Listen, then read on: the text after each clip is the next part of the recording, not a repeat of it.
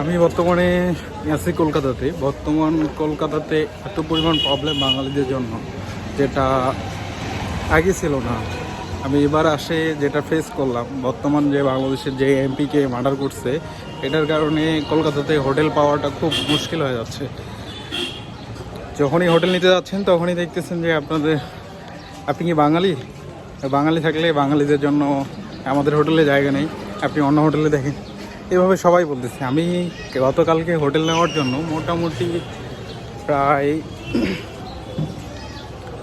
20টির উপরে হোটেল খুঁজছি, যে হোটেলগুলোতে বাঙালিদের জন্য মানে থাকা যাচ্ছে না। আগে ওরা রাখতো বাঙালিদেরকে, কিন্তু বর্তমান এমপি মারা যাওয়ার পর থেকে বাঙালিদেরকে আর রাখতেছে না। তারপরেও একটা হোটেলে পাইলাম, সেখানে রাত্রি ছিলাম আর কি। অনেক কষ্ট করে অনেক রাস্তা ঘোরার পর হোটেলটা পাইছি। আর বর্তমান পরিস্থিতিতে জানি না এই সমস্যা কবে সমাধান হবে। আর ইন্ডিয়াতে আপনারা যারা বর্তমানে কলকাতা আসার চেষ্টা করতেছেন, আমি বলবো যে আপাতত কলকাতা আসার ট্রাই করি আমরা। কলকাতা বাদে অন্য